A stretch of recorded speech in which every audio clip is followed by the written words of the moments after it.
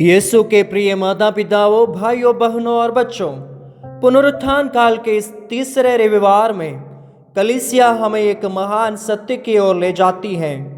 ईश्वर की योजना हर राष्ट्र, हर व्यक्ति के लिए खुली है, लेकिन यह योजना केवल एक प्रस्ताव नहीं बल्कि एक बुलावा है जिसके प्रति हमें उत्तर देना होगा।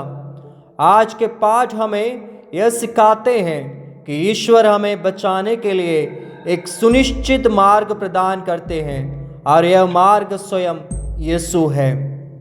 आज का पहला पाठ यशायाह नबी का ग्रंथ अध्याय 54 वाक्य 1 से 7 तक के वचन। यहाँ यशायाह नबी के समय में यहूदियों का विश्वास था कि केवल वे ही चुने हुए लोग हैं, लेकिन यहाँ ईश्वर एक क्रांतिकारी संदेश देते हैं। मेरा घर सभी जातियों के लिए प्रार्थना का घर कहलाएगा। यह भविष्यवाणी यीशु मसीह में पूरी होती है जब यीशु यहूदियों और गैर यहूदियों दोनों को अपने राज्य में बुलाते हैं।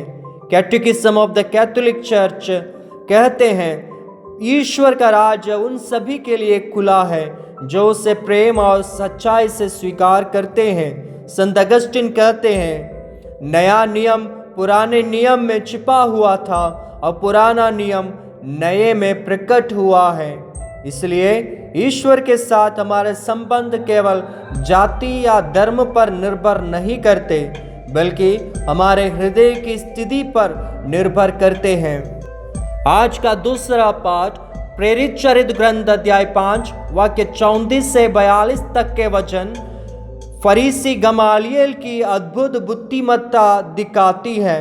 जब प्रेरितों को यीशु के नाम पर प्रचार करने के लिए सताया जा रहा था, तब गमालियल ने कहा, यदि यह योजना या कार्य मनुष्यों की ओर से है तो यह नष्ट हो जाएगा, लेकिन यदि यह ईश्वर की ओर से है तो तुम इसे रोक नहीं सकते।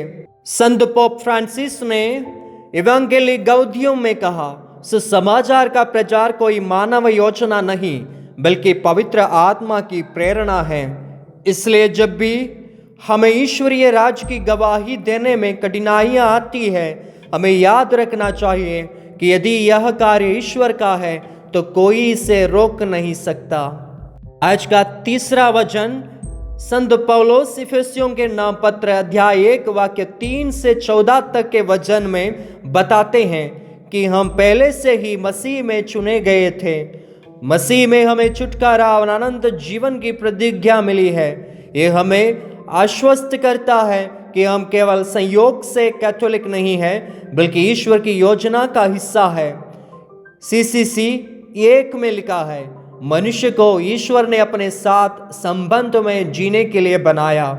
संत इरेनियस कहते हैं, ईश्वर की महिमा यह है कि मनुष्य पूर्ण रूप से जीवित हो। इसलिए ईश्वर ने हमें अपनी संतान के रूप में अपनाया है। यदि हम मसीह में विश्वास करते हैं तो हम केवल संसार में नहीं जी रहे, बल्कि ईश्वर की योजना को पूरा कर रहे हैं। संत योहन के अनुसार हमारे प्रभु ईसा मसीह का पवित्र सुसमाचार अध्याय 14 वाक्य 1 से 14 तक के वचन में यीशु अपने शिष्यों को सांत्वना देते हैं कि तुम्हारा हृदय विचलित ना हो, ईश्वर में विश्वास रखो और मुझ में भी। वे कहते हैं, मैं मार्ग सत्य और जीवन हूँ। इसका अर्थ यह है कि मार्ग से यीशु ही वह मार्ग है जो हमें पिता तक ले जाते हैं। सत्य से यीशु में ही संपूर्ण सत्य प्रकट होता है।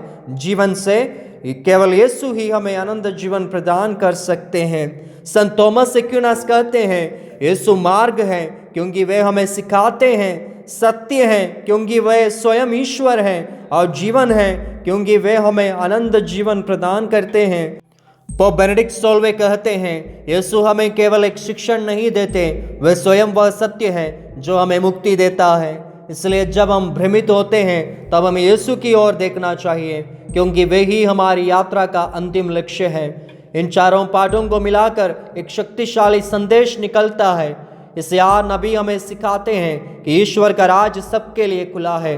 प्रेरित चरित्र ग्रंथ हमें दिखाते हैं कि यदि कोई कार्य ईश्वर का है तो उसे कोई रोक नहीं सकता। इफिसियों के नाम पत्र हमें आश्वस्त करते हैं कि मसीह में हमें अनंत जीवन की विरासत मिली है। यूहन्ना के अनुसार सुसमाचार हमें बताते हैं कि यीशु ही वह मार्ग है जो हमें पिता तक ले जाते हैं। इसलिए प्रिय भाइयों और बहनों, हमें इस पुनरुत्थान काल में यह याद रखना चाहिए कि हमारा विश्वास केवल एक परंपरा नहीं बल्कि एक दिव्य बुलावा है। हमें यीशु को अपने जीवन का मार्गदर्शक बनाने की आवश्यकता है। जब हम ईश्वर की योजना को स्वीकार करते हैं तो हम उसके प्रेम, अनुग्रह और आनंद जीवन के सहभागी बन जाते हैं। यीशु ही सत्य, मार्ग और जीवन है। केवल उन्हीं में ही हमें पूर्णता, उद्धार और आनंद जीवन मिलता है। ईश्वर हमें इस सत्य में जीने की कृपा प्रदान करे। आमीन।